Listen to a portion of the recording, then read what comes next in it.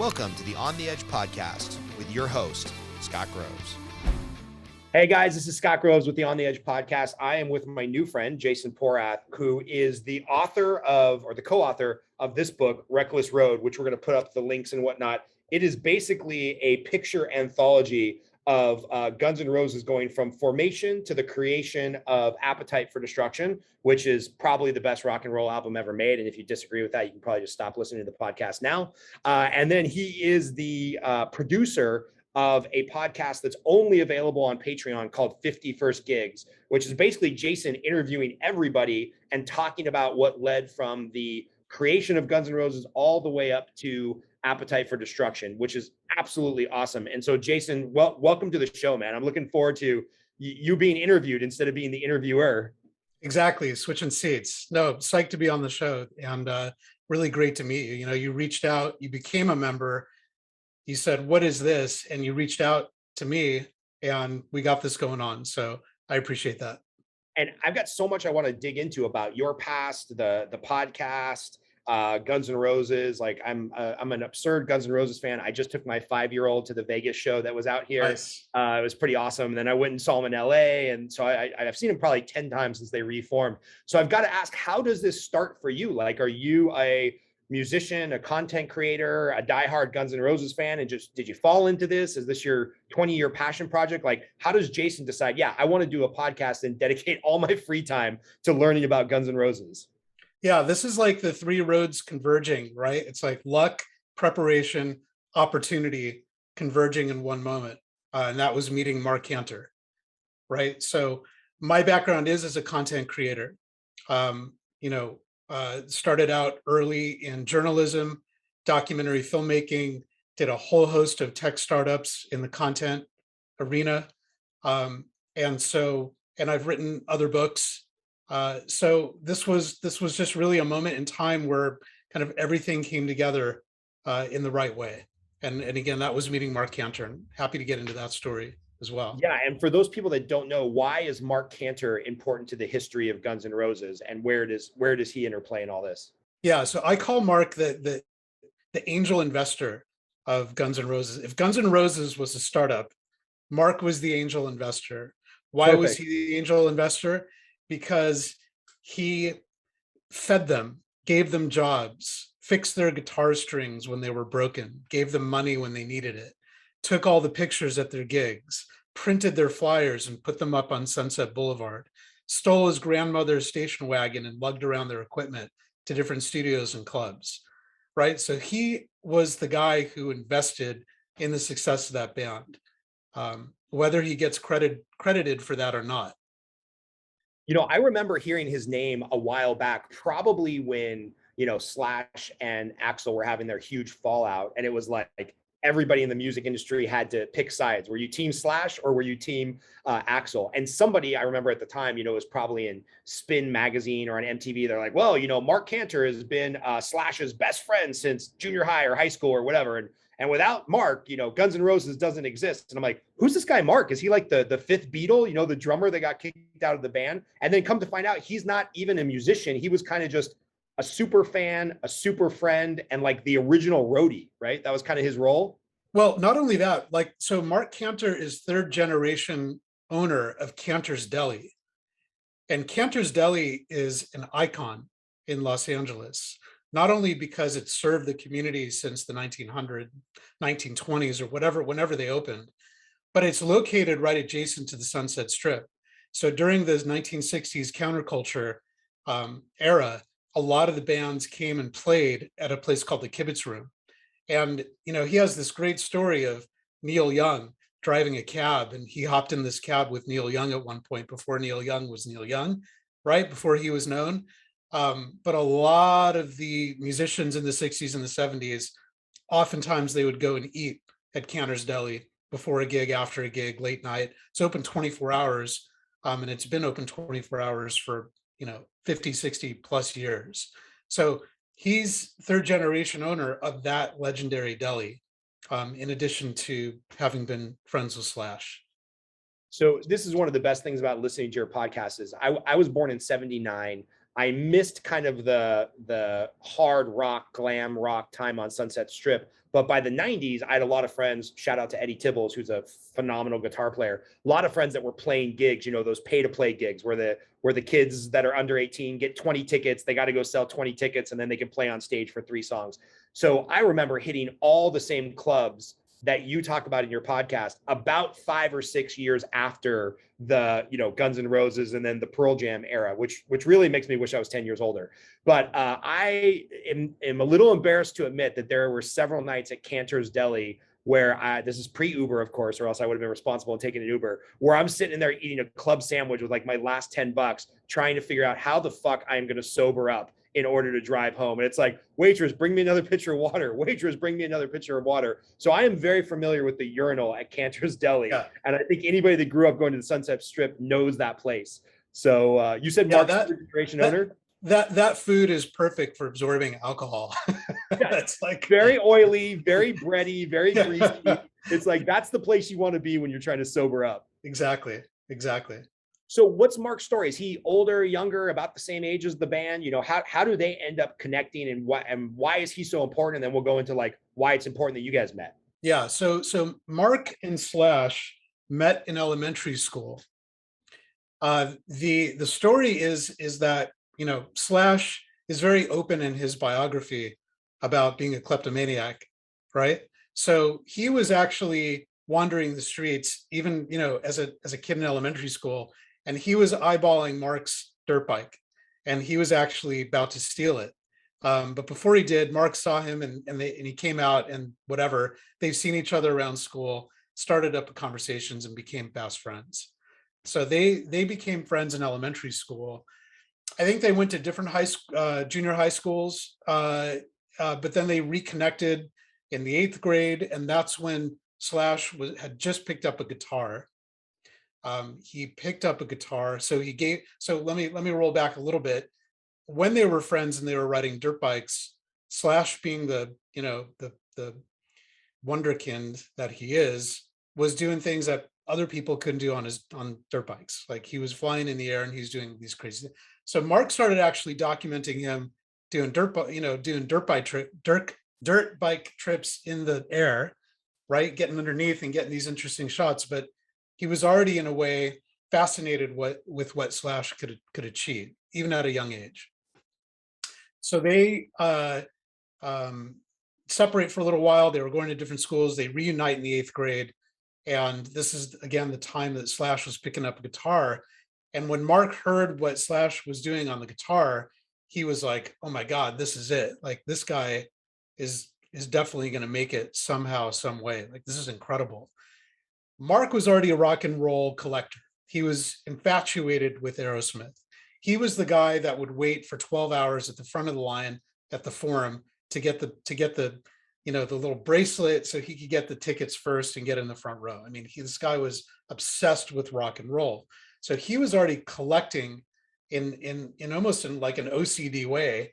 He was collecting everything he could on Aerosmith, and he just turned that passion and that obsession to Slash, because he really felt Slash was going to take this somewhere, and he wanted to be, you know, at ground zero with Slash, recording it all. And, you know, I think about this, like, what, you know, the world is just full of coincidences and happy endings. And it's like, what a crazy coincidence that probably the only kid in that junior high or Fairfax High School who had the ear and the history growing up around music and the OCD to have been a massive music fan themselves. What a weird coincidence that, like, probably the only guy in the school qualified at 15 to pick out a prodigy happens to meet the prodigy at the school. Because everything I've read about Slash is he's kind of this Renaissance man where he could have done BMX biking. He could have been an artist, obviously a world-class guitar player. And like, he was going to be good at whatever he did. So for Mark to be like, ooh, I've got an ear for music and here's this prodigy, I'm going to kind of, you know, stake my caboose to this train. I mean, what a weird convergence of events. And he wanted his friend to be successful. So he was doing everything behind the scenes he could to make sure that Slash had it a little bit easier, right? To progress. You know, that was another part of it. In one of your first episodes, the interview where he talks about, you know, being the first person to take pictures of Slash playing the guitar a Fairfax High talent show or singing in the quad or music in the quad. And he's like, my only regret is I only had one roll of film and I burned it all up in the first song. Like, what an amazing gift for a band that's still playing today, almost 40 years later. 35 years later. God, I'm old, man. That we've got some original history there. And like you said, Mark becomes this archive of documentation for Guns N' Roses. And I want to get back to that, but tell me how you and Mark hook up and he basically entrusts you with this, Bible of information that he has on Guns N' Roses. How does that relationship develop? I'll tell you that in a second, but just want to go back to one thing that you said, and how lucky they were to have somebody like Mark, meet Slash and start this process. I don't think any band had anybody back in those days. Of course, now it's different with social media and everybody's taking pictures on their phone. But I don't think back in during that time, any band had somebody chronicling the first 50 gigs, chronicling the incestuous revolving door of musicians who came in and out of different bands that would ultimately become Guns N' Roses. There was no predicting Guns N' Roses was going to make it.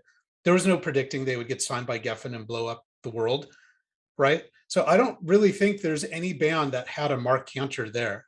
And so this archive is unique, of course, to Guns N' Roses, but it's also unique, I think, as part of rock and roll history. It's the most comprehensive archive, I think, ever assembled about the origin story of one of the biggest bands in the world. And that is really unique. His archive literally sat, metaphorically in the basement for 20 plus years, unseen. There were a few times he wanted to get it out in the late 90s, where, he didn't know what to do with it. But he spent all of his time making these scrapbooks, right? Just with the clear, almost like the old photo albums, right? The old manual. So he would print film, he'd get these at whatever drugstore or whatever. And, he has the negatives and he would come back and he would be up from, 1 a.m. until 4 a.m, literally making these albums, trying to replicate the feel of each gig as he progresses through each image, right? And then mixing it up with the ticket stubs and the flyers. So in his head, he was already putting a book together. He just didn't know how to format it in a way that he could package it up and bring it to the world. So there it sat in his basement, unseen, for 20 plus years. Wow. And, having had people hear his story, and once people become successful and they start making money, the vultures come out of the eaves of the house, and everybody wants a piece of something. I'm surprised somebody either with good intentions or more likely with bad intentions didn't get to him earlier and commandeer this cachet of rock and roll history. So what made him kind of just sit on it for 20, 30 years and then be like, you know what, Jason's my guy to tell this story? Because he had to get offers, or somebody had to be looking for this shit earlier in the Guns N' Roses, anthology. Yeah, he did. And it's a great question. Why did he trust me at that time? And so let me go back to how we met, which is crazy when you think about that. He did trust me because it's a very strange story. Okay. So in 2005, I was just wrapping up my first book. My first book is called Mugshots, and it's the story of about 40 men and women who were ex-convicts, former gang members, drug addicts, you name it, turned their life around and became very successful Hollywood artists, directors, musicians, actors. Our kind of flagship character of the book is Danny Trejo, right? So I interviewed about 60 people for that project, and we put together this incredible book about the hero's journey of basically going to hell and coming back, right? It's not the fall from grace story where people are successful and they do drugs and ruin their lives and get in trouble. This is people who really went to prison for 8 years and came out of it and were responsible for, writing some of the most incredible Hollywood scripts. Or, this one guy, Eddie Bunker, he became an actor. He was in Reservoir Dogs, but he actually wrote a script that Danny Trejo was brought in on to help. And that's how Danny crossed over from prison to acting. Lots of different stories, maybe another interview for another time. It's a great project. The great thing about that project is the audio, the interviews. This was before podcasts. So we were trying to figure out a way to bring those audio extras to the experience of book owners. So what we did was create this Flash-based enhanced book platform, essentially, where you get your book and you register a code, and it unlocks the kind of page for page companion online. And then you get all these digital extras on the different pages. So if you were on the Danny Trejo page and you were reading his little excerpt, you could click on the button and maybe hear the full interview. So that was the idea behind enhanced books.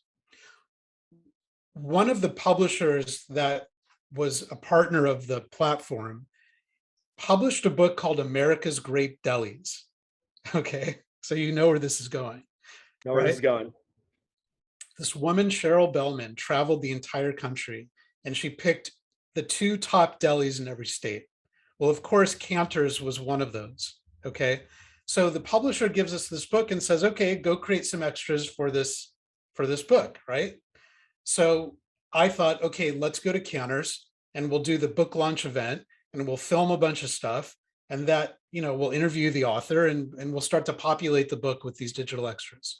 All right, so we go down there. I didn't meet Mark at that time. I met his brother, Gary, okay, who was a character. Gary passed away a couple of years ago, but he's the one actually that brought Canter's to Vegas. So if you see Canter's in Vegas, Gary brought that. All right. So we do the event, and now it's like a month later, and part of the monetization strategy around this enhanced book platform was to get ads.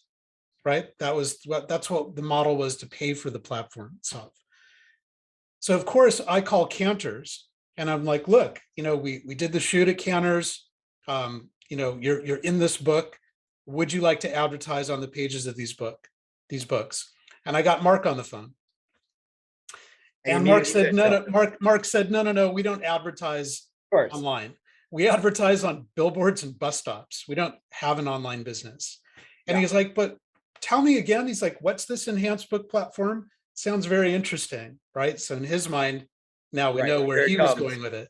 In my mind, I'm like, okay, we already have a deli book. What is this guy going to tell me? But I'll give him some time and he'll tell me. So the next 4 words that came out of his mouth were, I grew up with Slash, and started to tell me the story.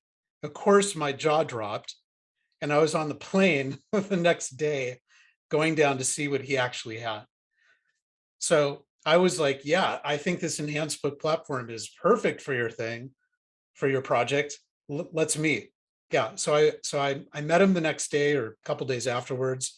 He showed me what he's had. I showed him the projects that I've done, and we just totally got along. And that was it. Like, that was the meeting that set the tone for the rest of the project. And, I have to ask, other than being super fan / roadie in those early days, and don't feel free not to disclose this if this isn't public information, but does Mark ever end up getting anything from that relationship? I mean, I know that's not why he was in it, but other than, sitting backstage for those first couple of years and traveling, and probably got in a lot of secondhand female interaction, does he ever become their manager, or do they cut him off 1% in royalties, or is he just there as like a good guy super fan? Mark was the friend. Mark was the guy at the deli. Such a great story, man. Yeah, Mark, you know how it goes when somebody makes it big. All of a sudden, Mark got this, right? Mark got that's a bad example here. Mark got the back cover, man. So that is the photo shoot that Robert John took. I don't know if you can see it. Yeah, I got it right here. I got it. So that's the back cover of Appetite for Destruction, the record. And Mark was asked to come in and sit in for that shot and wear Slash's hat. And that was their way of thanking him, in a way. Amazing. And if you read the liner notes of Reckless Road, they say, without Mark, ... meaning, where would we be without him? So he was acknowledged. He was friends with Axl and Slash for many, many years. They would consult him like family when there was trouble. His wife cut Axl's hair. So, there was deep relationships there, stretching back a long time. So, but he didn't get anything out of it, nor would he. I mean, he wasn't technically their manager. They had Vicky Hamilton, and then they had Tom Zutaut. And I don't think he wanted to be. That wasn't his role. Like I said, he was like the angel investor, right? He just wanted his friends to succeed. He loved what they were doing, and he wanted nothing more from his heart for them to succeed. That was his intention. It's kind of amazing because your platform is on Patreon, and if you look at the original definition of Patreon, like back in the day, wealthier people or people that kind of had a guaranteed path because their parents had money or a business, or going way back, they were the king. They paid for the court gesture. They paid for the art. They were a Patreon of people that were doing stuff that in other facets wouldn't get made because there wasn't enough financial gain in it. And how funny that like Mark's the modern day Patreon, where he's like, my parents have this restaurant. I'll probably do okay. The family's got some money. Let me invest in these guys because I just want this art to be made. Like what a stand-up thing to do as effectively a kid in your teenage years, in your 20s, with all the glitz and the glam and the potential money and stuff surrounding around. So kudos to Mark. And just to close out this chapter, what's Mark doing these days? Is he running the restaurant and just living life? Same old, man. He's managing the restaurant. Yeah, absolutely. He's running the Canter empire in Fairfax, California, in LA. That's his gig. And it's a legendary place, and you're right. It's great to think about it like that. And I didn't make that connection, but Mark was their patron. He was their patron for sure. It's really great to think about it like that. That's amazing. So, all right. So tell me about the book. Like, how long ago did you start this? How long does the project where you're like, all right, well, we're going to put this book together, but then we also need the bonus material of the podcast. Like, tell me a little bit about the evolution of like the actual technicality of putting this all together. Yeah.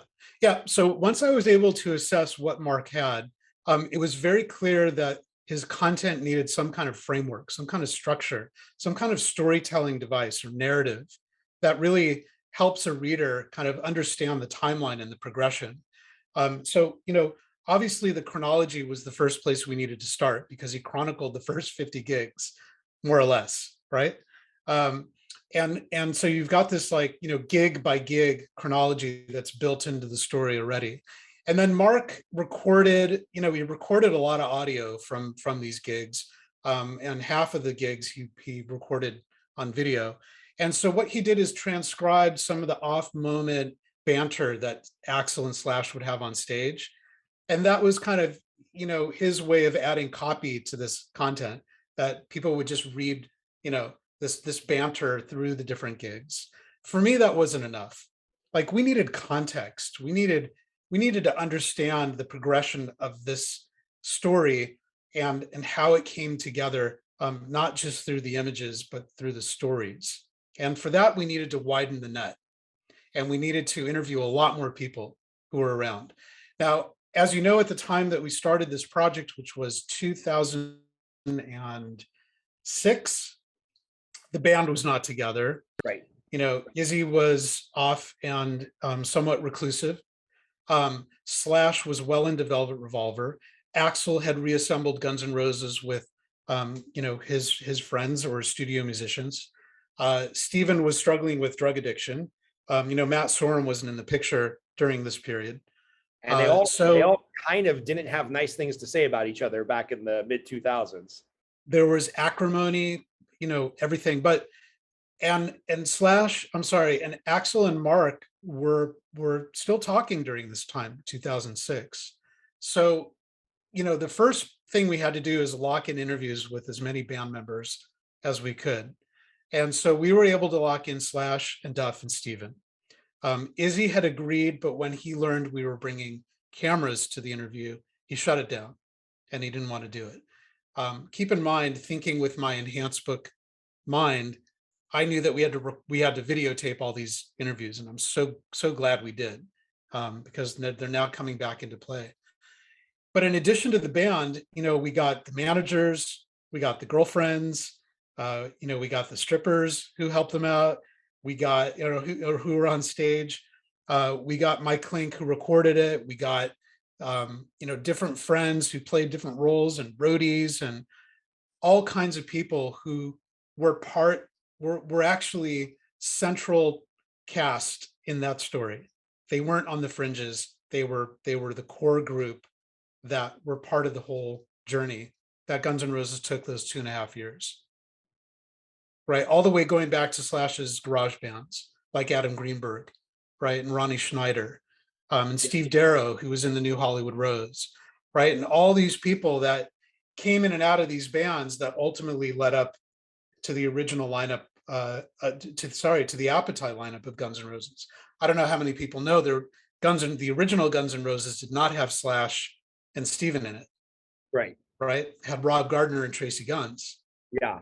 Rob Gardner is the gentleman you interviewed in like episode 1 or 2, the old drummer for Slash. Was that? So no, Rob Gardner, we did interview him for this project. He's going to be coming later in the story. Cool. The guy who we interviewed in episode 1 is Adam Greenberg. Adam Greenberg. And Adam Greenberg was in Slash's first band called Titus Sloan. I was sitting there listening to that and I'm like, please get to the question, Jason, please get to the question. And then you finally asked like, any regrets, and you're like, and he was so complimentary about it. He's like, no, man, they found another guy. They were polite about it. I just got dumped from the band. And I'm like, if I was him, I don't think I could have lived the rest of my life without thinking every day, was I supposed to be the drummer for Guns N' Roses? So I appreciated you asking that kind of uncomfortable question. And I'm glad you got there as you were doing the interview. Well, dude, every interview I did has that in season 1 has that question built into it. Because we're interviewing the people who were right there. They were in line. They were in. We're going to hear from Chris Webber in the next episode coming out on Tuesday. Then we're going to hear from Steve Darrow, who was the bass player, okay, in the New Hollywood Rose. So the lineup was Axl, Slash, Steve Darrow, and Steven Adler, okay. So the only one who was missing from that picture at that time was Izzy, but he came back into the fold too. Okay, so now you've got Izzy, Axl, Slash, Steven on drums, and Steve Darrow on bass. Steve Darrow goes, I'm not digging the music. I want something a little heavier. So I'm going to go to this other band and check that out. And he was gone. And that was it. Crazy. It's crazy. I'm reading Steven Adler's biography now because I actually have a lot of friends that have made it in and out and sadly sometimes back into rehab. And one of my closest friends is 8 years sober. And so Steven Adler's story really resonates with me, even though I thankfully have not had addiction problems in my life. A lot of my close friends have. So reading his biography of just the craziness that was Los Angeles in the late 70s and the 80s.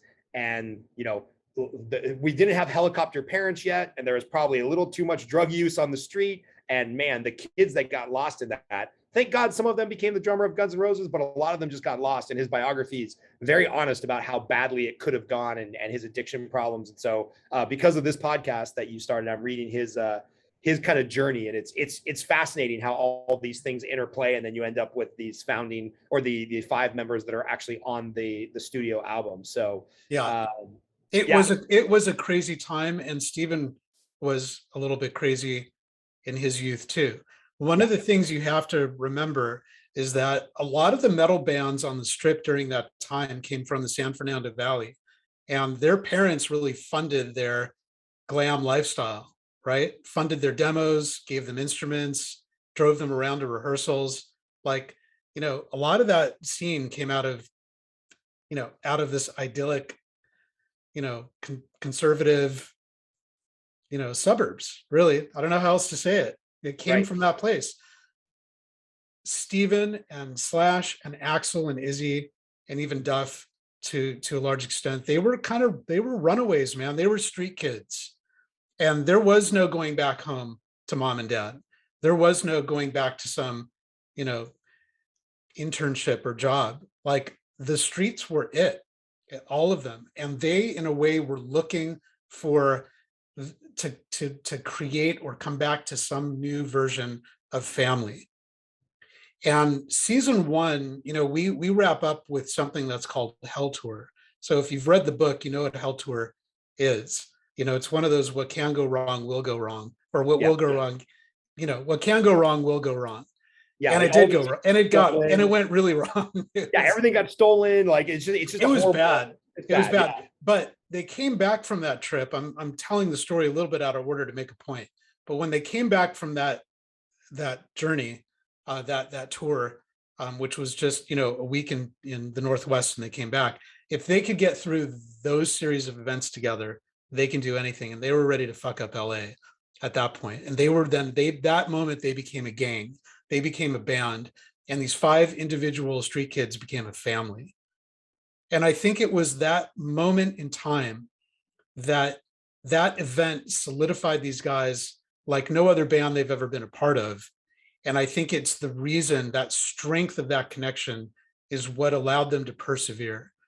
And in fact, I called the book Reckless Road because of those events that happened on Hell Tour and when they came back. And the front cover of Reckless Road, which is that iconic shot that Jack Lew took for promotional. They literally had just gotten back from Hell Tour. They were hungry. They needed to do these promotional shots. They were really tired, but this was the moment they became a band. And that shot has a lot of significance for me.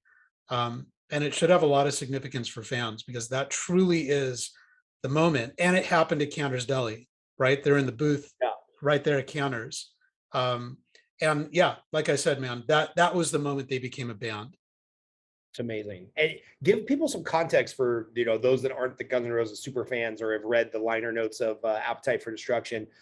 When do they kind of all come together? Obviously this is LA in the 80s. What's the time frame? It feels a little like you've got a lot of like suits and ties, and the whole Wall Street thing is going on, and Reaganomics, and basically everything you see in the movie Wall Street. And then it's like, oh, but in LA, there's this little pre-grunge, hard rock and roll counterculture going on. So give us a little bit of context of what's going on in the 80s, when they get together, and then when the album finally gets recorded.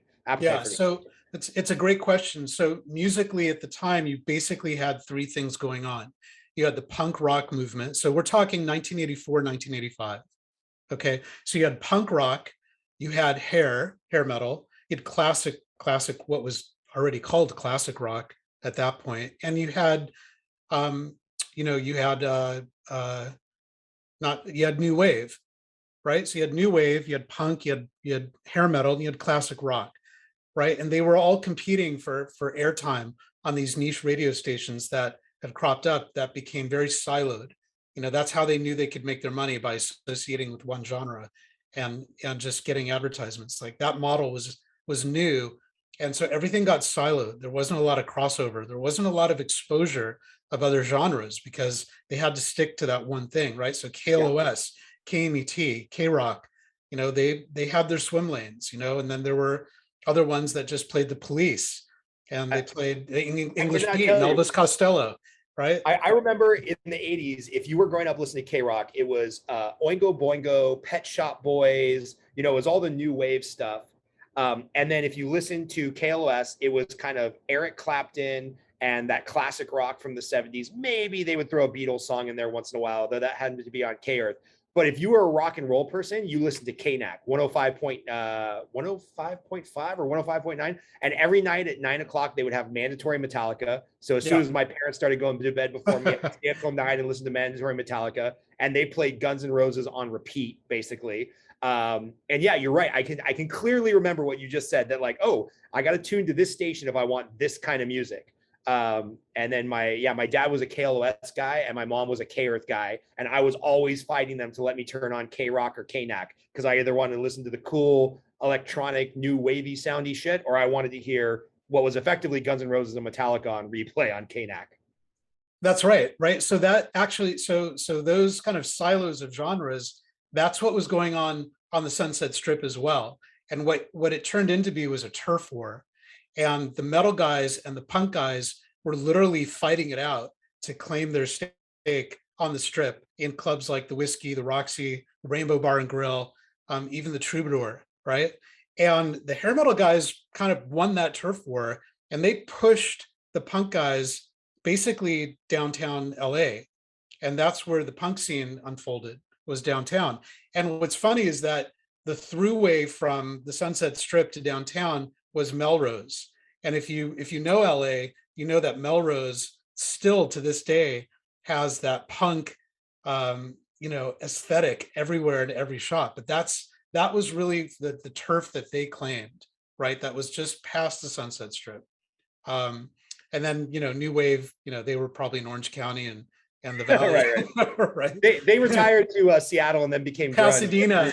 They had to reinvent themselves.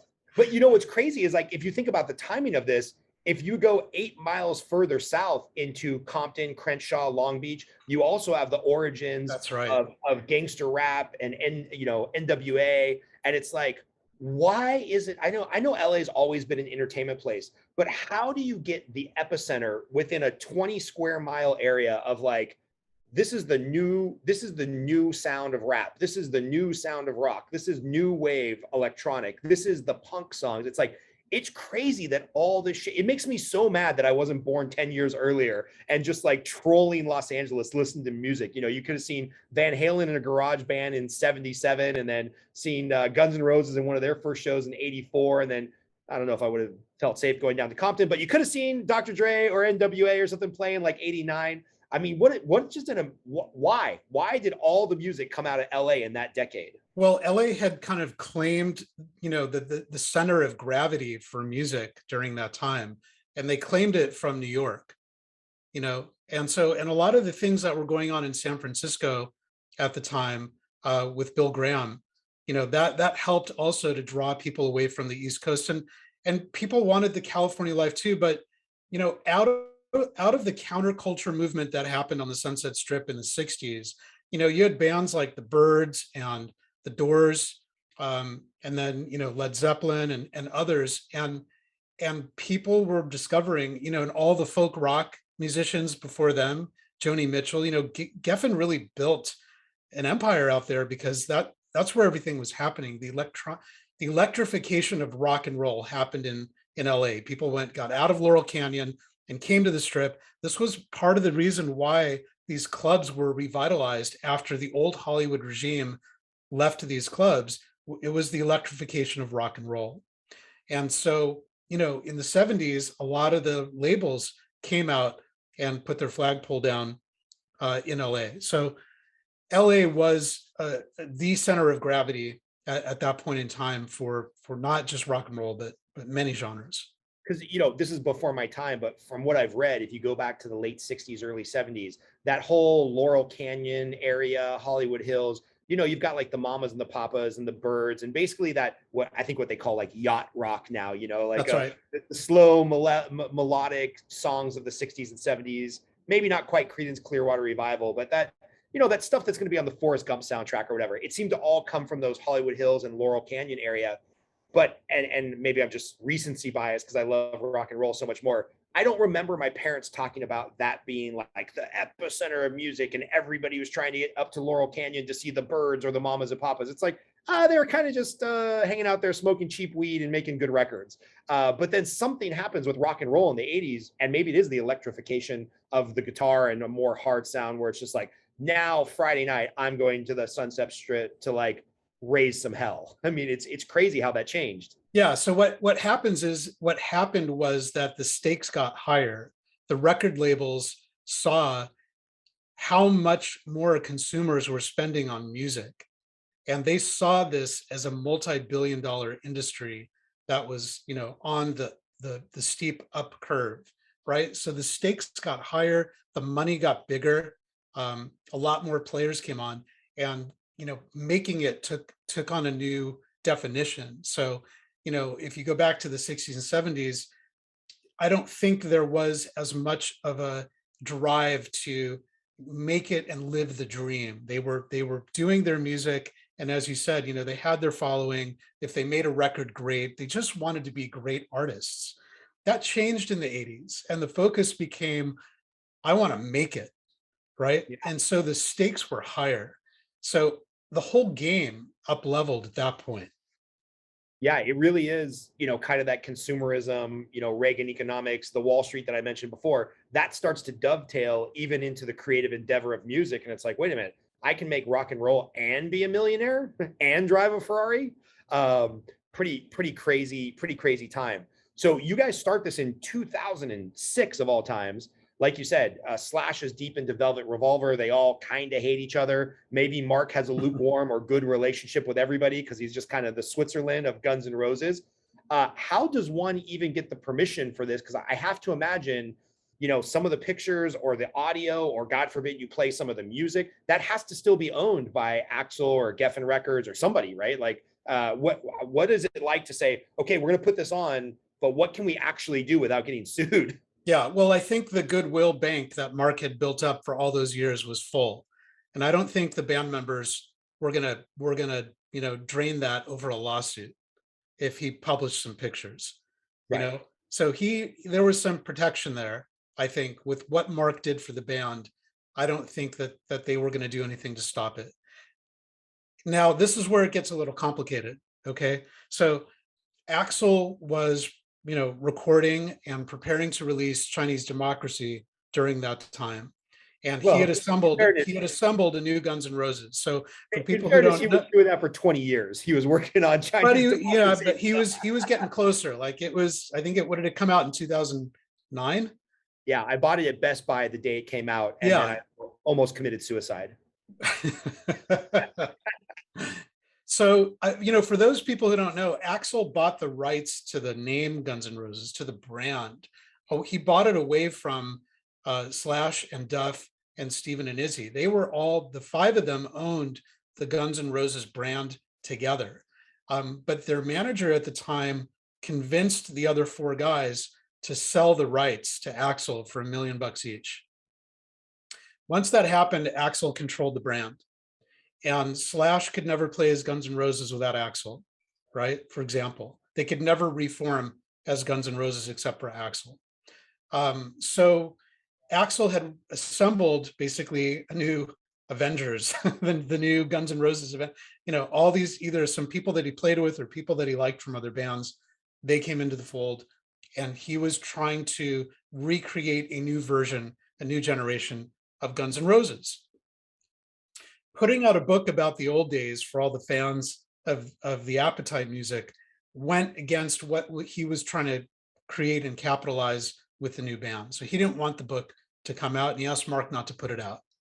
And Mark was at a point where he's like, look, this is really important history. And there's a lot of people who love this band and don't know this history, and they deserve to see the material. And it's been sitting in my basement for 20 something years. And this is the time, the 30 years anniversary was around the corner, right? In 2007. He's like, this is it. This is the time to bring it out. And Axl cut off his relationship with Mark at that point. So obviously he didn't participate in the making of the book. Is that till this day, or have they mended those fences? To this day. Now there are other factors I'm not going to get into. Yeah, fair enough.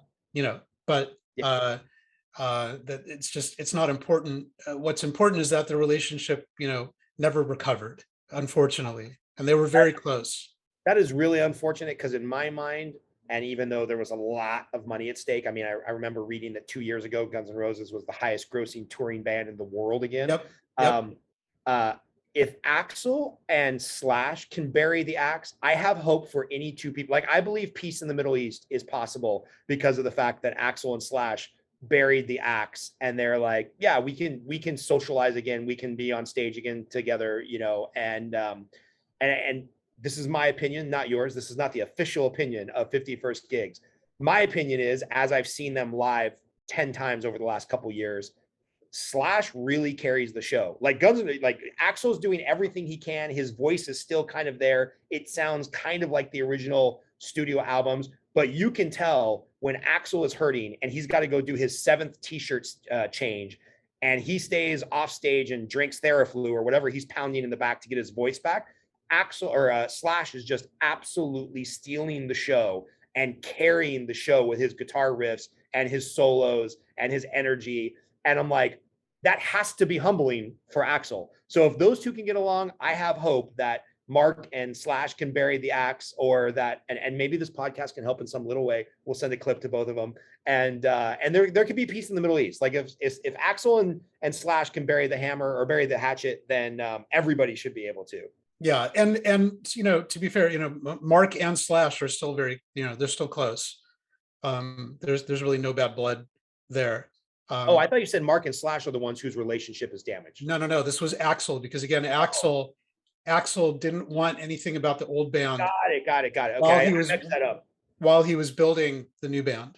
Okay, I want Axl and Marc to make up then. I thought you said Slash weren't friends anymore, which would be heartbreaking. This is also heartbreaking, but hopefully in some way Axl can see past this, and he and Marc can reconnect, and they can send Marc some backstage passes or something. There you go.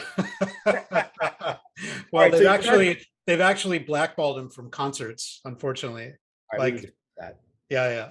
That would be my life's mission, to get Marc back to a Guns N' Roses concert on stage, hugging each other. Because, well, you know what, and from my perspective, I'm hoping that our show that we're doing, the first 50 gigs, is so good that they can't ignore us, right? That it celebrates this history in a way that they have to come into the fold, because I think it's important to so many people. Millions of people want to relive the experience that they went through and understand how it came together. And it's not just people who are, in their 50s now, who, played Appetite for Destruction day and night in college or whatever, in high school. Like, I can't tell you the number of 20-year-olds I've met where Guns N' Roses is their favorite band. I can't really even understand it, their staying power, but they represent something to a lot of people. And yeah. And I don't know, maybe you can shed an insight onto that. So we went to celebrate the first 50 gigs launch with our team at the Rainbow Bar and Grill a couple weeks, like in August, right? We launched on August 19th. And I was the first one there, and sat in one of the booths there. And next to us were these two guys. They were 20 years old, and we struck up a conversation. It turns out Guns N' Roses is not only their favorite band, but they literally modeled their lives after what GNR did. So they moved from the Midwest and they came to Hollywood, and they're trying to make their own band successful, right? But they were just like, Guns N' Roses was it for them, and they're 20. So there's something unique about Guns N' Roses, about Appetite, that calls to a lot of people. And I think it could be the fusion of different genres. Duff brings such an incredible feeling of punk and even funk to the mix. There's just something that grabs people, and it's a very important album and a very important band. It's funny you mentioned that, because I was a preteen when they were, Appetite for Destruction and Use Your Illusion. And I'll tell you that story in a second, because I'm gonna tell this story at my mom's funeral. So I was actually a little too young to really be a fan when they were up and coming. And then when I was about 23, so this would have been 2001, 2002, I'm working at Washington Mutual Bank, and this client walks in, and I'm like, hey, and he's like, yeah. And I'm like, I cashed your check last week. She's like, yeah, that's what you're supposed to do. You're a teller. And I'm like, you were the police officer in the music video Estranged for Guns N' Roses, weren't you? The big bushy mustache. And he's like, what the fuck? He's like, yeah, I do some acting and some commercial stuff, and I was in that music video. And he's like, aren't you too young for that shit? And I was like, no, there's something visceral about Guns N' Roses. And maybe it's the convergence of them being on MTV, on, instant replay all the time. And the fact that none of them have ever gotten super political or preachy, so they don't turn off half the audience, plus the music is just visceral, is the only way that I can describe it. My 5-year-old cannot name a single, well, he can name two bands. He can name Maluma, because my wife's Mexican, and he loves like the sassy, shake your hips Maluma Mexican music. And he's actually accidentally seen a few of those videos, which are like softcore porn. So I'm probably a horrible father. But then when he hears a Guns N' Roses riff, he's like, Dad, this is Guns N' Roses. Like, there's just something about the opening riff to so many of their songs that it's visceral, and it hits you and it stays in your mind. And my 5-year-old would be like, hey, Dad, can we listen to Sweet Child of Mine? And I'm like, obviously he's parodying my favorite band, but the fact that he can recognize the music, there's just something special about, and I don't know shit about music, like technically, there's something about the arrangement of their music that sticks in your brain at like a guttural, at a gut level. Guttural, I don't even know if that's a word. You're the author here, so you have to come up with some better adjectives. Yeah, well, I don't think there's one NFL team when it's time to rally the home crowd. I don't think there's one NFL team that doesn't play Appetite for Destruction, a song from Appetite for Destruction to get everybody riled up. That is the stadium music that's played whenever they need to rally. Yeah, it's today, amazing. even today. I hear it every Sunday. So I was just looking at the book and I didn't realize, I thought this book was brand new, but it shows originally published in 2007. So you finished the book and then 15 years later, you decide to revisit the project and do a podcast. Like what is this all about? Yeah. So if we go back to the beginning of this conversation, the whole idea to publish Reckless Road was to leverage the enhanced book platform. Okay. It was to put all these audio and video extras from Marc's archive into the pages of the book. And if you open the first flap of the book, you'll see that you have to register a code at enhancedbooks.com. Okay. So shortly after the book was published, the guy who was in charge of Enhanced Books, the guy who founded it, he did some shitty things. And it was his company that we published the book through originally. And he did some really, really shitty things. And we had to corner him and basically threaten him, either with, basically prosecution or a settlement. So he kind of fucked the project up big time.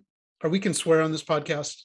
For sure. I was going to say the third option was, of course, physical violence, but right. We don't promote physical violence. But it was that to that got a really big degree. Really We had to raise money for the production of the book and for the printing of the book, and a lot of that money disappeared.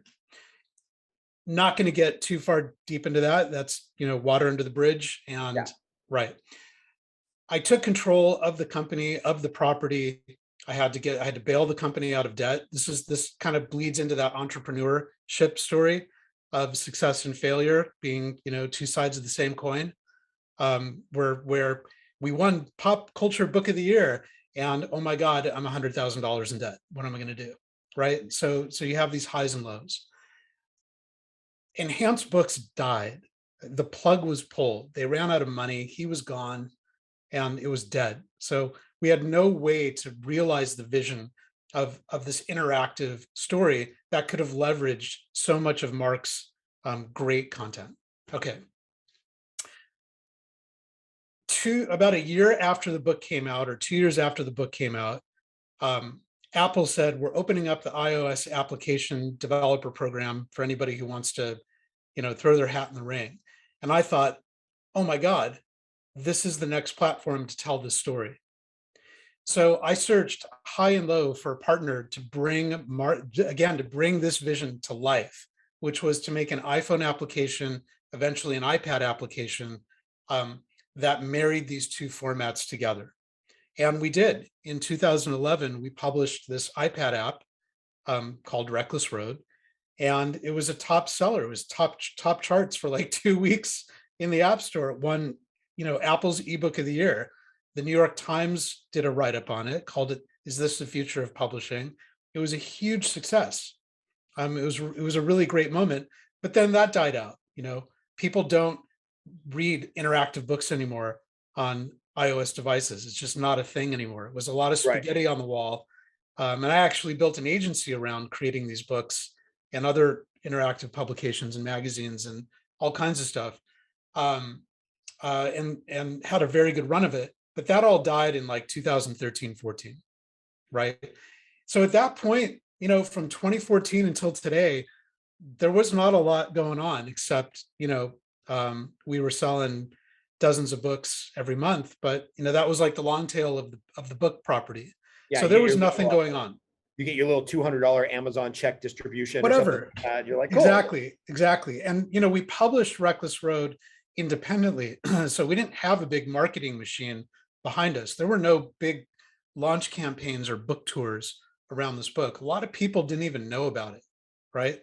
And so we get to the monkey on my back, and the monkey on my back from 2014 to today was, how are we going to realize the original vision of this show, of this property, right? And so Corona hits, COVID-19 hits, all of our lives get changed. All of my business travel stops. Suddenly we're all in the house. And I thought, okay, now is the time.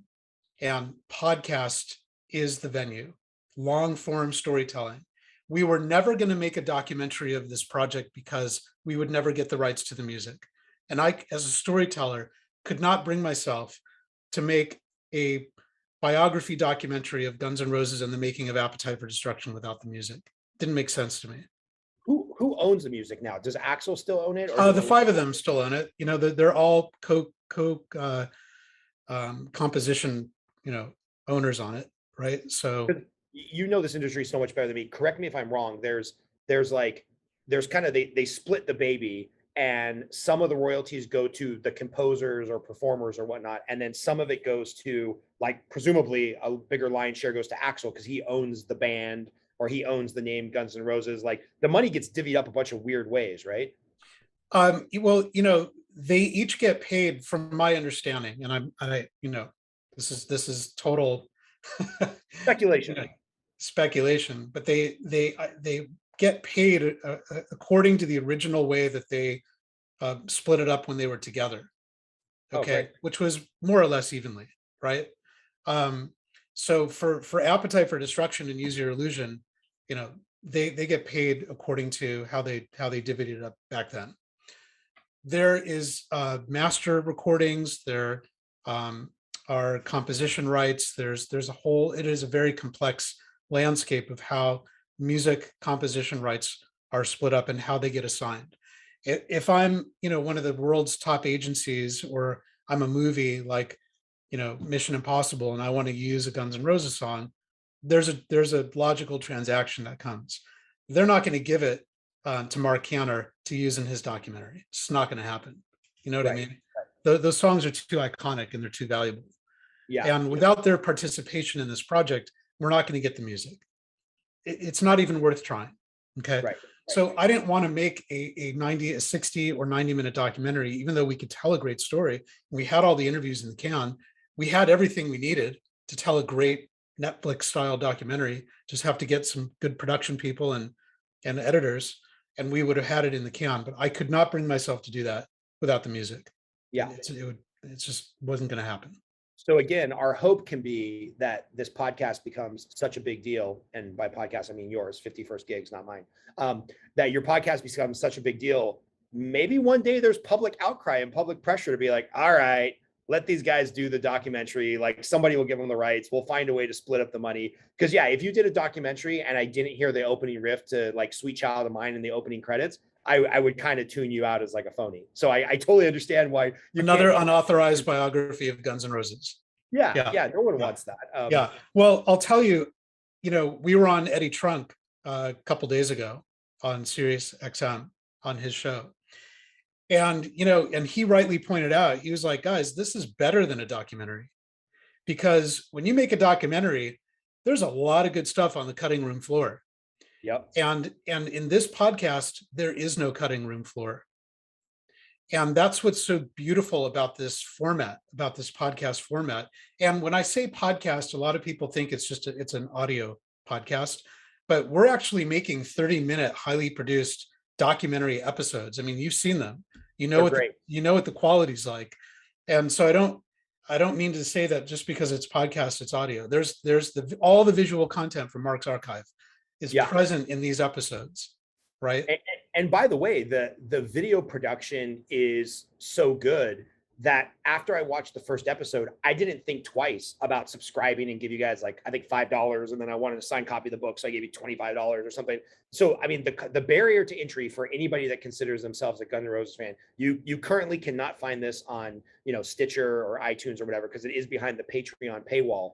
but worth every fucking penny because it's so good. I mean, your first couple episodes, I didn't know what to expect. I thought you were going to come in and be like, so this is the band, and let me draw you a flow chart of who played what. And you're like, no, let me go into some storytelling mode of what was going on in the Sunset Strip during the 40s, 50s, 60s, 70s. Let me lay out some context for how we even got there. Like, I think I'm 3 or 4 episodes in. The new one drops this coming week, and it's like we haven't even really got to Guns N' Roses yet. And normally, as a fan, that would bug me, but because of how well you're telling the story, I'm like, ooh, I'm learning about the history of Los Angeles and the Sunset Strip, and I'm becoming a rock and roll connoisseur. And it's like, it's really well done, man. So I just want to give you and your team kudos for what you're putting together, and just give a resounding 5-star review to anybody who's thinking about spending what is it, $5 a month, $10 a month, something like that. So yeah, so for $5 a month, you get the audio only episodes.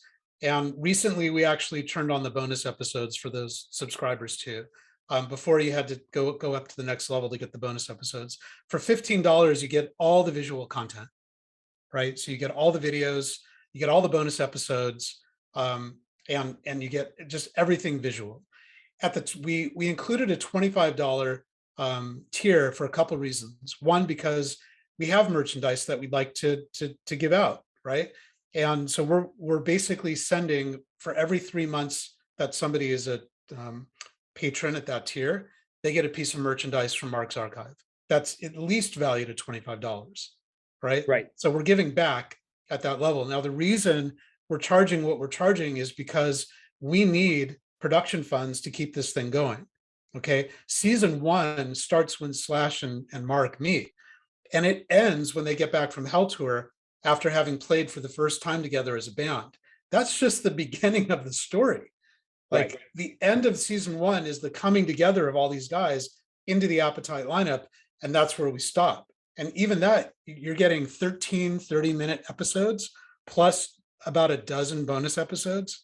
So, this is a comprehensive tapestry of how this all came together, but there's still 5 seasons to go. Yeah. And so we bootstrapped season 1, and it's taken us a year of hard work and several partners to get this thing launched. It's not just me in my office, putting these together. We're a team of like 10 people. Okay. We've got editors, we've got publicists, we've got, all kinds of people working to make this thing happen. So we need five seasons. I'm sure you've already mapped this all out because you very definitively said 5 seasons. If we can get the financial wherewithal to do that, give us a sneak peek. Where does season 5 end? Does it end at like the Rose Bowl show in 1992 when they play with Metallica, or does it end when they break up? Like, where do you envision this going? So basically, this ends when they leave Los Angeles and they go on their first tour with the Cult as a newly signed Geffen act, having finished the recording and release of Appetite. So Awesome. They're not even known to the world when they leave. But this is where Marc's role in this whole story comes to an end, because they leave and there's nothing left to shoot and document. Well, we need to find a way to get you seasons 6 through 10 to tell the Use Your Illusion story. So hopefully this becomes such a big deal. Somebody comes out of the woodwork and like, hey, funny story. Yeah. I was the roadie for the Use Your Illusion tour, and I've got another basement full of stuff that I really need you to check out, Jason. So we gotta find that guy. We gotta put out the bat signal. Yeah, that's a Doug Goldstein story. Do you know who he is? Okay, perfect. No, I don't know who he is. Yeah, so Doug managed the band from that moment. I think he was with them for, I don't know, for those 6 tumultuous years. But he was at every gig with them. He was corralling them, and he made sure they showed up. He had to intervene when things went wrong. So Doug Goldstein is the next series. One of the things I wanted to mention is that the first 50 gigs is an incredibly great metaphor for any origin stories, for any of these origin stories. And Guns N' Roses is really the pilot. But we're lining up now the first 50 gigs of other bands to tell their origin story in this deep way, right? That again isn't just the superficial documentary about it. We're going deep, and by the time people get through these other series, they're going to understand the bands that they love in new ways, and they're going to hear stories that have never been told. and we're going to preserve that history and do it in a very entertaining way. Yeah. You're scratching an itch for me that has been gone since effectively VH1 and MTV stopped playing music and they just do reality shows and garbage now. Because even when I was a kid, and I have no musical prowess, I've tried to learn the bass a couple times and whatnot, but I feel like I have from people of mine, my friends that are musicians, I feel like I have a decent musical ear where I'm like, oh, that sounds a little bit like Janis Joplin and Creedence Clearwater Revival like remix. They've got this weird song, the weird sound. This song sounds like that, and they're like, oh, that's strange that you picked up on that. They do that because of this and this. I don't understand the technical stuff. I can't play an instrument to save my life, but I just love listening to music. To this day, I still listen a couple of hours a day. And as a teenager, my favorite show was MTV Unplugged and VH1 Storytellers, because I was like, oh my God, you mean I get to watch on TV for free Tom Petty sit there and play acoustically and tell songs about how the stories were created. And then, I think I've seen the Poison behind the music probably 20 times. So between, the acoustic sets, the behind the music, and MTV Storytellers, no, VH1 Storytellers, I've gone back on YouTube and rewatched those, and that kind of stuff's just not being made today. There's like a whole generation that's missing out on the story behind the story, and your podcast is really scratching that itch for me. So just as a fanboy, thank you for what you're putting together. Well, you're welcome. And, I love the podcast format because we get to, ours is unique. It's not like we have a lot of podcasts like the one that we're doing have different guests who bring different perspective of different issues. Even Appetite for Distortion, which I think is the other, kind of main GNR thing. There's really no narrative, right? They bring on guests and they talk about different aspects of it. And it's kind of like a tapestry of experiences being built. We're telling a very, very clear story with a driving narrative, and it's a limited series. Like there is a beginning, middle, and end, not only to the big story, but in every little episode we're telling, there's a beginning, middle, and end. There's a turning point. There is a song that's written. There is a chance meeting. There is peril. There is whatever it is inside of this narrative. There is this world of experiences that we're exploring. That's central and core to the Guns N' Roses story. But outside of that core, there's an orbit of activity that they existed in. And in order to understand how they rose on the Sunset Strip, how they persevered, how they wrote and recorded Appetite, how they were discovered, and all of the antics that followed, you've got to understand the larger orbit that they were in, which is kind of why I wanted to tell the story of the Strip. And in that orbit, you've got all these players who played a role in making the Guns N' Roses story happen. So we're exploring all of it. And we're discovering new stories along the way, stories that we didn't know when Reckless Road was written, because we're casting a wider net. And then we hear, oh, well, I know the woman who ran the store where Slash got his top hat from. Okay, what a moment in time, Slash getting his top hat. Can we take 30 minutes and talk to the lady who knew Slash, where that moment happened and Slash acquired it? Why not? Why shouldn't that be a great story point to explore? With Chris Webber. So Chris was the guitarist with Izzy and Axl in a band called AXL, and then they changed their name to Rose, and then they changed their name to Hollywood Rose. Once they changed the name to Hollywood Rose, they wanted to start playing the clubs, and in order to start playing the clubs, they needed a demo. Okay, so Chris's parents funded the recording of 5 songs: Shadow of Your Love, Reckless Life, Anything Goes, and a couple others. Okay, so that demo was released. He sold the rights, so he kept that demo. He kept those tapes. I think it was like a 16-track tape, and sold it to Cleopatra Records, who put it out in 2004 as The Roots of Guns N' Roses. I don't know if you know that album. Yeah, I've listened to that, and then one of the songs on there ends up making it onto, I think, GNR Lies, right? Which GNR Lies, Anything Goes was on Appetite. Yeah. There was another one that was a B-side when the singles came out of Appetite. So yeah, so a lot of 3 out of 5 of them made it out onto these albums. Well, okay, great. So he tells us that he went into the studio and made this demo so he could get into the clubs. But don't we want to hear more about that demo? Don't we want to double tap on that for a minute and hear more about that?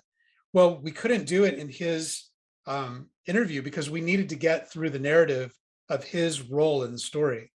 But the next week, we recorded another entire episode just on the demo, the making of the demo, what was going on, why they needed it, what was the journey of keeping the demo. He had to get it out of storage or it was going to degrade and be lost forever. So there's that part of it. And so that's the kind of stuff that we include as a bonus episode to subscribers, is these deeper takes, these deeper cuts of these stories that you could never capture in a documentary. You could never include stuff like that. But it's a moment. It's a moment to investigate. It's a moment to celebrate. Chris also talks about something so meaningful to Chris was there was a comic book that was made in 1991, I think, or 1990. That was the story of the origin story of Guns N' Roses, a comic book that these kind of, renegade comic book guys made.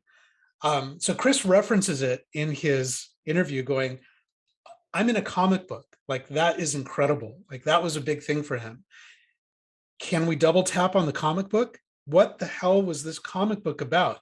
And as I investigated it, the guy who created the comic book was basically doing all of these unauthorized stories as comics and getting into big trouble. And he was eventually killed for something. He was murdered.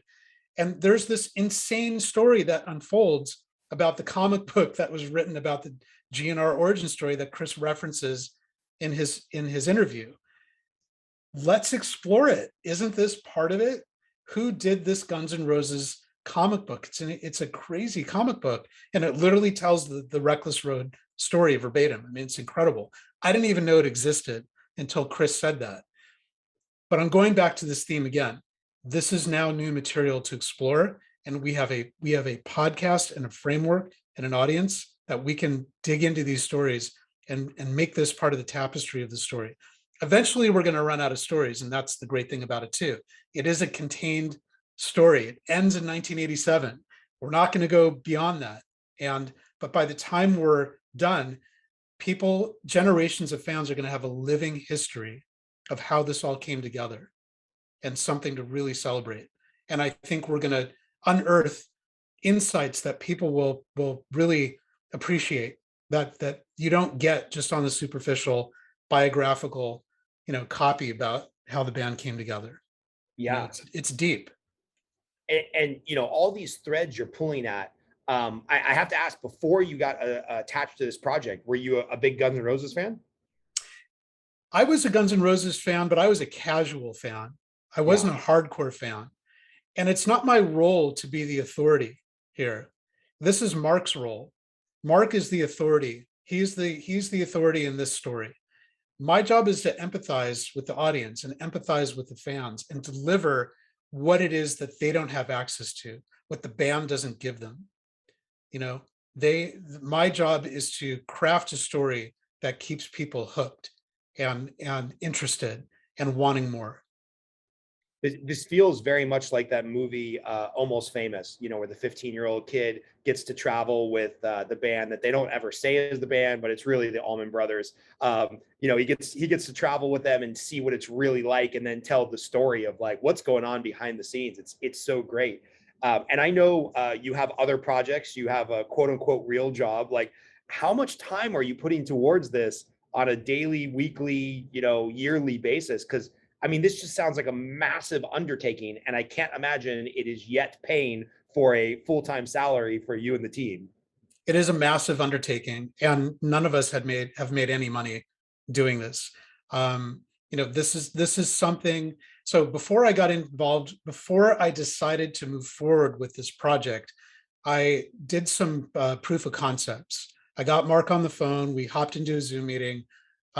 We did 2 episodes, one on the first time the band played together at the Troubadour. And I think we did a background story on Marc's friendship with Slash.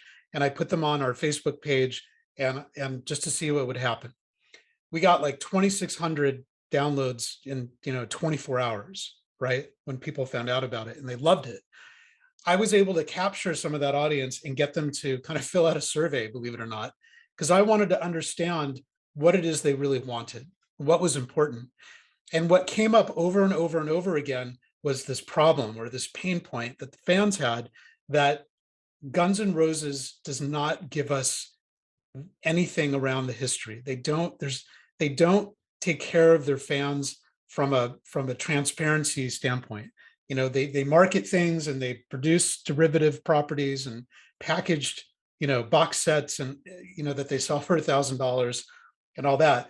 But there's nothing to grab onto in terms of understanding at a deeper level where this came from and who the players were and how it came together. So it was loud and clear for me that the fans wanted to understand this history and they were starving for it. Amazing. And tell us a little bit about what goes into the production. I'm sure you have a heart out at some point this evening. I could talk about this shit forever. Tell me a little bit about, like, all right, so you get an idea to tug on this thread of the comic book or the demo with Hollywood Rose or something of that nature. Do you and your team, meet, collaborate, storyboard it out like you're writing a sitcom, or is it like you do all the research and then hand it off to the team to do the production value? Or how does this even come together? Because especially during COVID, when everybody's working remotely, and I kind of feel like I love working from home. It's kind of been a blessing for us, but also ideas need to have sex and kind of, kind of bump into each other at the office and the water cooler talk and everybody in a conference room together, whiteboarding out some ideas for storytelling, especially when you are telling a through line of a narrative. So how is this coming together? How you manage this project? And then how are you getting 10 people to work for free on a package project? Yeah, I mean, it is, to answer your question, it's a full-time job in addition to my full-time job, in addition to my family. Like, yeah. I won't lie. Like, it's a lot. But again, going back to the value that it's providing to fans, that's what keeps me going, and the feedback we've gotten from what we've done. So it's important for me to get this right for the legacy of Marc's collection and for the legacy of the band and for the millions of fans who love this band. That's what drives me to do this in the minutes and hours of time that aren't consumed by my regular other life. Right. Yes. And it's rewarding. It has that intrinsic value to keep it going. And it's fun to do. I won't lie. It's fun. And COVID actually solved a problem, which was we can just turn on a camera and capture this stuff, right? We don't need a whole remote production team traveling around California, hunting down these people to tell their stories. The downside is the aesthetic isn't as really good as I might want it to be. Right. But I think we're doing a good job with mixing it up with Marc's archives. So it still feels like a well-produced documentary. So the process is, out of the prototype stuff, I actually found a team of 5 GNR diehard fans from around the world who wanted to volunteer. And together, so one woman was in Argentina, one was in Idaho, one was in Texas, and one was in, I think it was in Copenhagen. And I think there was 4 of them.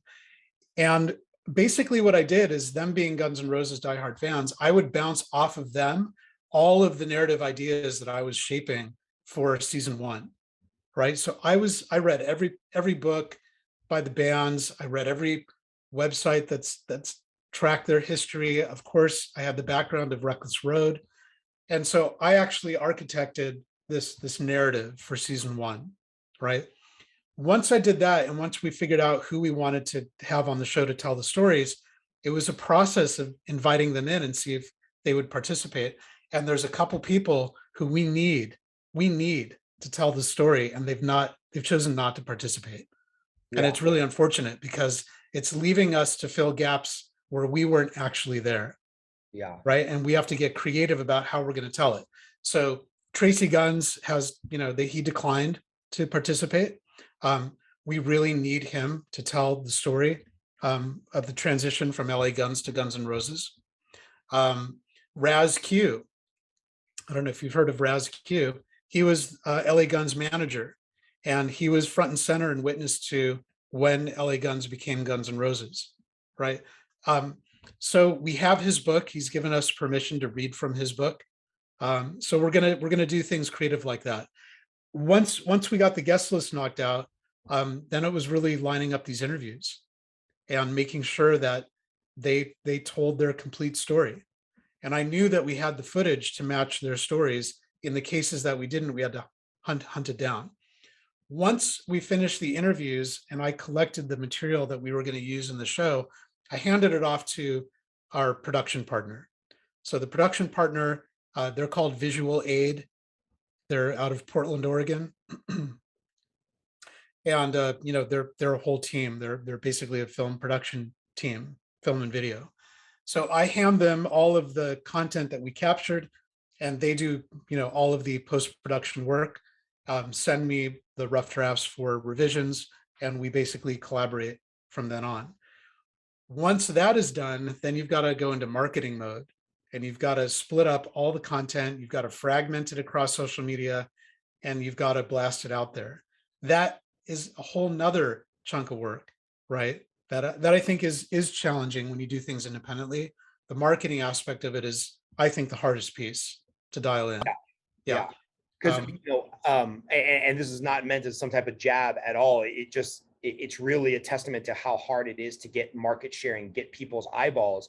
I know there's tens of millions of diehard Guns N' Roses fans around the world that would give you $5 a month to listen to this stuff. And I know your Patreon is currently nowhere near that. But it's like, that's why one of the reasons I want to interview, because I hope in my little piece I can share this with somebody who gets out there, because this is the type of storytelling, in a day and age where every 20-year-old with an Instagram is a life coach and any dipshit like me can start a podcast. To get real narrative storytelling with high production value, it's so good, but it's just hard to pierce that veil and get somebody's eyeballs on it and then get them to rip out their credit card. Yeah. It's pretty nuts. Well, and to be fair, we launched a month ago. Oh, right. We launched on August 19th. I'm an early adopter. I feel so. You are. And when you sign up for, if you went to Patreon a month ago and we're asking you to sign up for $25 a month and there's one post, I can imagine the conversion rate's not going to be that high. You look at other Patreon accounts where they're achieving that kind of, thousands of patrons. And you look and they've got like 550 posts, right? They've been doing this for years. So, it's a groundswell. It's going to take time. It's not like a book release or a film release that has a different kind of launch around it. Right. We didn't have any content. The book, we've got the content behind the scenes, but we're dripping it out every week. And so right now there's just not a lot of content. So I anticipate that there will be a continual groundswell if we keep telling great stories and we keep resonating with the fans, we keep giving them what they want, we keep unlocking Marc's archive deeper and deeper. It'll get there. But you can see with all of these steps that I've outlined, there's no way that I could do all this myself. And that's why we have a team of people. And you asked, well, how do you get people to work for free? Right. And, like a good entrepreneur, you've got to give away part of your business for people to jump in it. And they saw the promise of this product and they saw the promise of what we were delivering to fans and the unique opportunity to bring to life an archive of rock and roll history that I think is unique and doesn't exist anywhere else. They all wanted to be a part of it, but they're also part owners. They're getting percentages of the revenue from this, and they know over the long haul that that's going to be hopefully a net positive for them. At some point when you're ready and you're starting to get that groundswell, I would love to introduce you to a friend of mine named Amber Vilhauer. Shout out to Amber, who we really need to have on the show, Chris. She owns a company called NGNG, and they started out years ago just doing website design, kind of basic business websites. And now she's really honed in her niche for book relaunches. So people who, like you, published a book in 2007, and now there's a new reason for people to be excited about the book. Or, she's done a couple books for people who got mentioned on a really popular podcast. And they're like, I was going from like 20 books a month to like 3,000 books. Like, it's time to kind of relaunch this and try to get it out there. I would love to introduce the two of you, because as a favor to me, she would do a free consult. And if you ever decided you wanted to do some pay to play thing where she handles the whole book relaunch, I could really see this book, which I'm a big fan. I own a lot of Guns N' Roses stuff. I think I own 3 different versions of a bunch of their biographies. For some reason, this had not come across my path, and I don't know why. And I'm so glad that it came up in my Google feed as like, oh, new Guns N' Roses podcast is launching. You should check it out. So yeah, I would love somehow to make an introduction in the future that helps relaunch some of this intellectual property and make the podcast even more successful. I've got to ask, do you still have those original interviews from 2005 that are going to be featured in upcoming episodes? Like, do you have the rights to those original interviews? We do. They're going to be a big part of this project. So in the case that we don't perhaps get some of the guests that we want, we've got their testimonials already, and they're beautifully shot. In fact, you can see in the series introduction episode, when we dig a little bit into Mark's history with Slash, you'll see there's an interview of Slash at Canter's Deli. Nice. Right. So that was taken from the interviews that we did for Reckless Road. Awesome. And I've got 10 hours of that stuff, right, from a variety of people.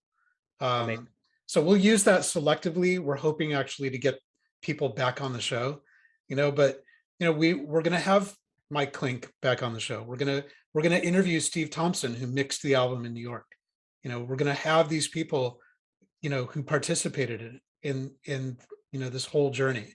And we've got a huge season still left to complete here. We've got incredible guests. We've got great stories already in the can for season 1. We've got enough material to release from now until the beginning of January. Amazing. That's just season 1. Amazing. So there's a lot of value. We're delivering a lot of value for what we're asking. I mean, and do you want to talk about why we chose Patreon and kind of the creator economy aspect of this story? I would love that, because that is interesting. It's like, this podcast brought to you by Scott Groves, because I'm basically funding this, with the money that I make from my mortgage business, and I coach mortgage loan officers, which, I love what I do. It's very financially rewarding, but it's a little boring. Interesting conversations over a cigar is more my speed of what I want to be doing in my 40s. And so, all this equipment, paying for Chris, who's our awesome sound mixer and editor, this, much like you as the entrepreneur, this is all coming out of my pocket. And I thought, hey, the only way to really do this is to the freemium model, put everything out there for free. And maybe one day I'll find my lane in whatever, politics, reviewing movies or something like that. And maybe one day I'll make some money off of it. But for you, like, if this is your full-time gig on top of your full-time gig, I'm sure, if nothing else, just to make your wife happy, you got to make some money at some point for this. I'm sure your wife now hates Guns N' Roses.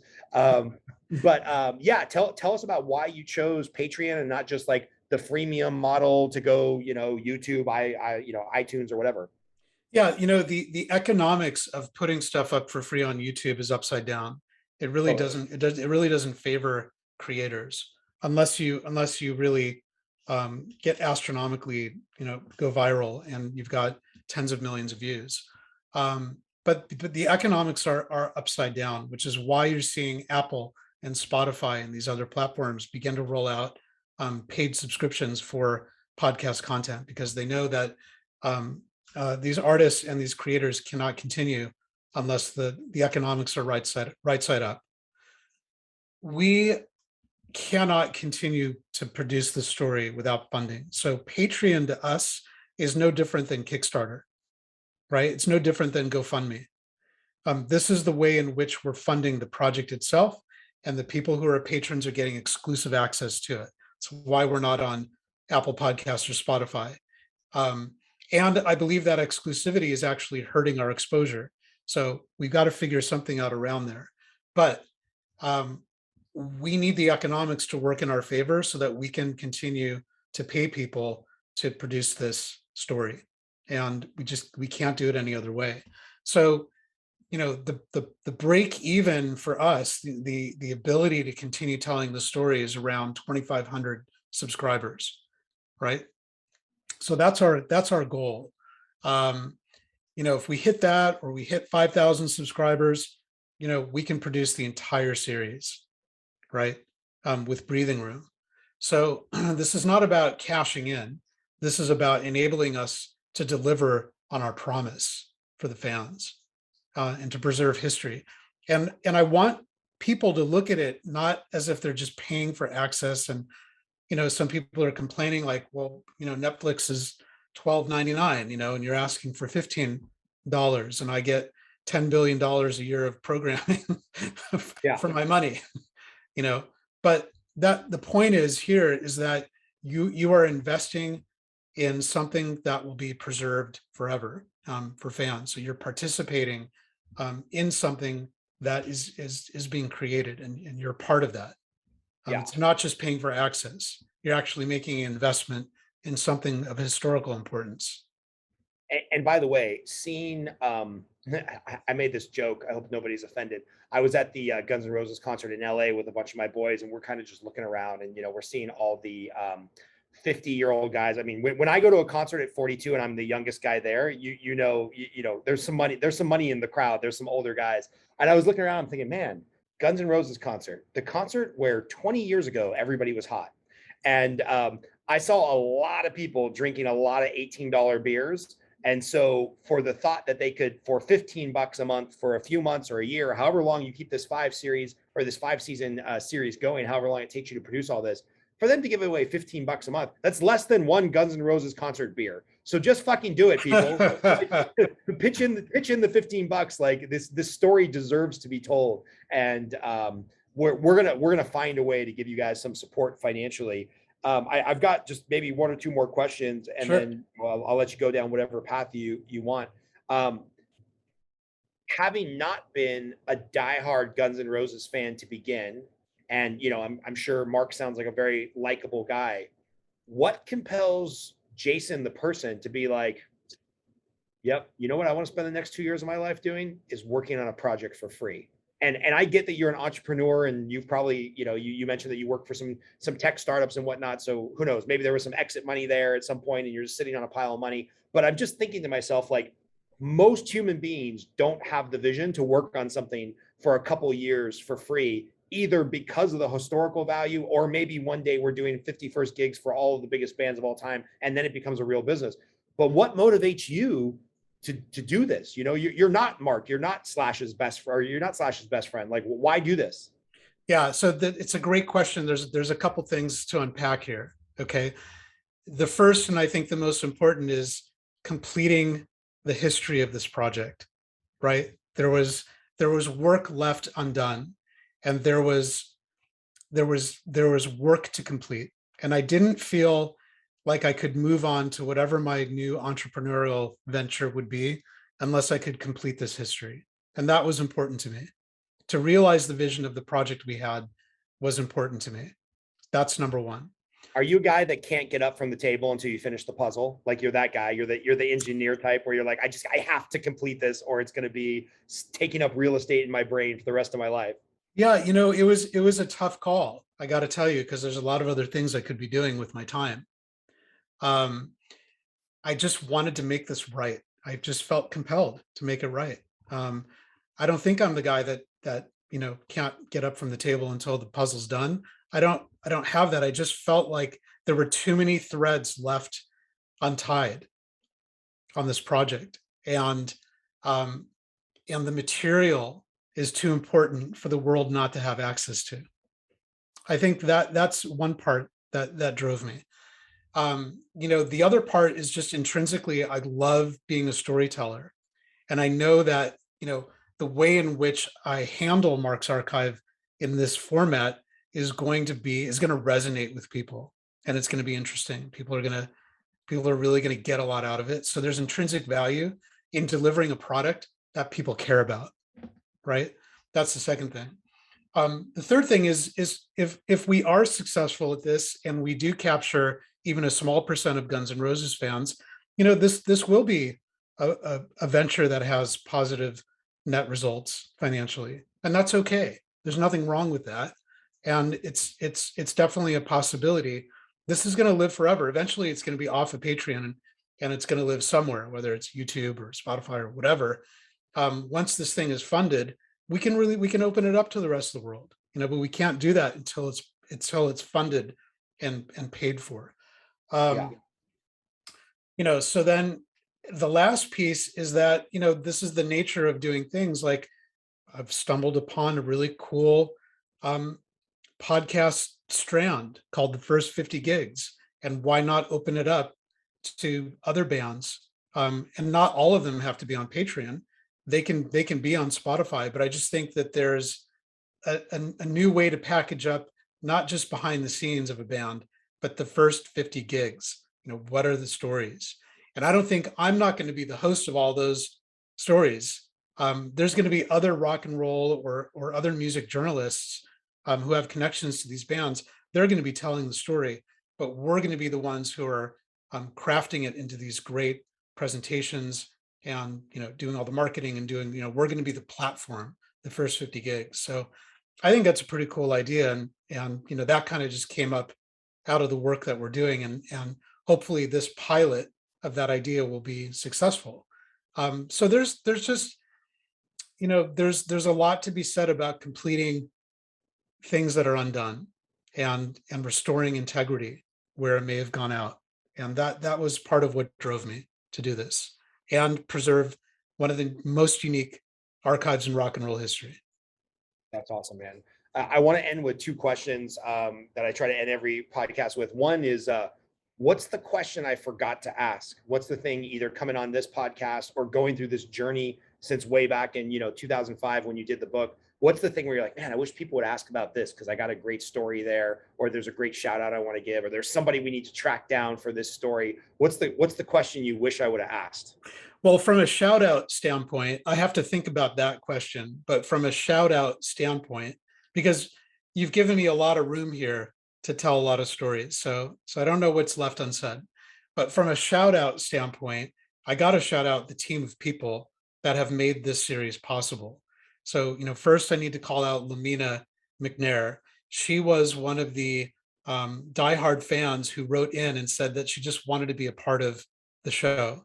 And she has been with us from the very beginning, and her participation has been invaluable. And she's really stuck it out, and she still continues to donate her time to this project, and it's incredible. And she actually came up with the show icon, the microphone with the roses. Yeah, that's hers. Awesome. After Lamina, the biggest props goes to James Allen, who runs Visual Aid. And he took this risk with me. He manages a team of people who are helping to churn out these stories, and he's taking his own risk financially to do this with me. So if not for his participation, this would never have come to light.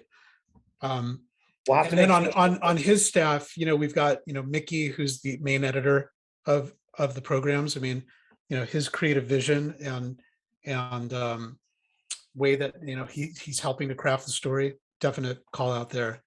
We'll have to make sure to get all of Visual Aid's contact information. So if we know anybody in the space that needs them, or at least putting them in the liner notes of the YouTube videos and stuff like that, we'll try to drum up some business for them as well to pay for this passion project.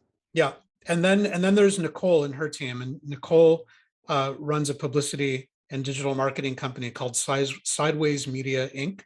Very much in the music space. She's another partner who's taking a financial risk by taking this project on as a client with basically no payment until we're successful enough to pay those hours back. So a lot of people are donating their time because they believe in this project, and they believe what we're creating is going to have value for millions of people. So yeah, big call out to the team for sure. Awesome. I love that. And then the last question I like to end with, we're coming to you in the time of, the Delta variant with the virus and all the craziness, and you and I are both in California. So it's, lockdowns, no lockdowns. What are you most looking forward to getting back to whenever this passes, whenever we're back to normal or the new normal, or whatever the case may be? What is Jason looking forward to, either on this project or just in life? So on this project, we're looking forward to having our guests in the studio and doing more studio shooting. Like that's where we want to get to, like we're interviewing these people live, not on webcams. Everybody's got a little Zoom fatigue, I think. Yeah. Right. So we want to be out there in the field, getting these stories live with people in the studio. But I got to tell you, man, like, the changes that COVID brought were not all bad. right? Of course, there's a lot of struggle out there. There's a lot of, health. There's a health crisis out there, and people are suffering, and the world has changed. But in many ways, it's opened up a new configuration of life, and I like it. I actually like it. And there's going to be, some things that come back that we've given up during these months. But I think things have completely changed, and they're not coming back. You're not going to see a downtown area of corporate buildings fill up again. I think people have realized that they can have a more balanced life working from home without any loss of productivity or quality. Yeah. And they want that. Now, I'm not speaking for everybody. It's disproportionate of how this pandemic has hit people. There are people Right. who are really suffering, and they've lost their jobs because of COVID. There are other people who've been displaced, et cetera, people who've lost loved ones. But if you're talking about like the knowledge economy and the knowledge worker, there's a lot more freedom right now. And I think Yeah. people want to hold on to that freedom, and they don't want to go back to the office. I think Yeah. that I'm with you. I don't think this podcast would exist without the pandemic. I know your podcast wouldn't have existed without this there's no great way. interaction. And my children are 3 and 5, and because of having to work from home the last year and a half, I've probably spent more quality time with them than if I was going into the office, leaving at 6 a.m., getting back dead tired at 6 or 7 p.m. I've done more trips to the grocery store, picking up the kids from daycare, swimming in the pool because they're knocking on my home office at 4:49, being like, Daddy, can we go swimming? Can we go swimming? Can we go swimming? And it's like, I agree with you. All of those things you said about the people that this has really impacted negatively. But if I'm just being a little self-centered for a minute, it's really been a blessing on the time I've been able to get with my kids. And I know you have a couple kids that are closer to the tail end, about to leave the house. So, what a blessing for you as well to be able to spend some more quality time with them in their teenage years. And I agree with you. There's some things I'm really looking forward to, like going to a concert without the guy in the yellow jackets yelling at me to put my mask back on. I'm looking forward to that. But I also think there's some silver linings to the shittiness we've dealt with the last year and a half. Yeah, like you said, this project would not exist had there been no pandemic. And it allowed me to go deep into the material in order to come back with, the right way to retell this story. I didn't know that I was going to be doing a podcast.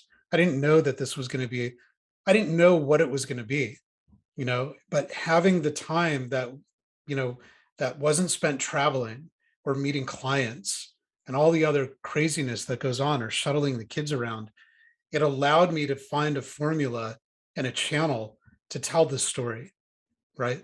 And in a deep way. And now that we've got it, we're just going to keep getting better at it, regardless of, the world opening up or closing down again. We've got our formula, and we've got our story, and we're just going to keep delivering.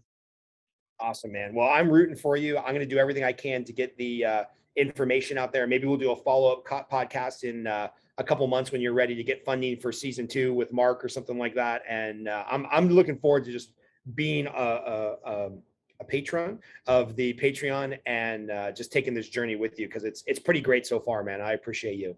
Awesome. Thank you. And I'll ask you, is there anything that we could be doing different or better in the show that would make a difference? I'm sure you're going to get there at some point, but I got to tell you, going back to that VH1 storytellers and behind the music and all that stuff, I love getting the story about why a song was made. Like who is Sweet Child of Mine, right? Like that, like those ideas. I know that, that's not an exact correlation, because maybe that's not what you're covering in this first couple seasons, but it's like, I love hearing the stories of, oh my God, I'm blanking on his name, the guitar player for the Rolling Stones. Come on, he's done Keith more Richards. yeah, Keith Richards. I love hearing him in an interview of like, yeah, so Start Me Up. I was really high, and I woke up in the middle of the night, and I rolled over, and I recorded this riff, and I didn't remember it. And then 3 days later I came back, and I was just about to record over it. And I'm like, oh, let me listen to that thing that maybe I did when I was stoned out of my mind. It's like, oh, there's the riff for Start Me Up. It's like that little insider knowledge about how songs are made. That's something I hope we get to at some point in the show. It's funny you mentioned that song, because actually the riff for Start Me Up was written in 1975 and they didn't think anything of it. They didn't think it was worth exploring. And they Amazing. picked it back up in the early 80s, and then it became, This big thing. yeah, Amazing. yeah. Amazing. But yeah, we will get there. Of course, it's a challenge when you're not interviewing the players. Right. I think you Right. will. I have faith. I have the faith you're going to get there on that one. Yeah. So it's a little challenging when it's not coming, but I got to tell you, there's also an advantage of not interviewing these guys, because, when Slash saw Reckless Road for the first time, he turned to Mark and me, I was there, and he said, I got to thank you guys for putting this together. Otherwise, I would have no memory of anything that happened. Yeah, So, there may have been, if you believe everything that's in the unauthorized biography, I think it's called Watch Us Bleed or Watch You Bleed. Pretty good biography. I don't know how much of it there's some liberty taken there.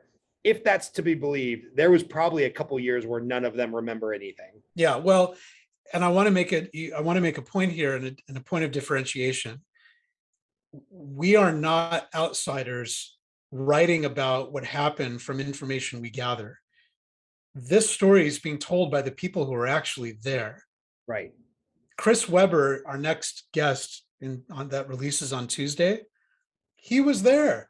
He co-wrote Anything Goes, and he talks about that, and he talks about what that means to him in his life, and he talks about how Izzy was his big brother that he never had, and he talks about, like, the people who were interviewing, and including Mark, like, they were there. This is not a third party journalistic exploration of what we think happened gathered from facts. Like, these are the people who were there, who experienced it, and who are telling these stories.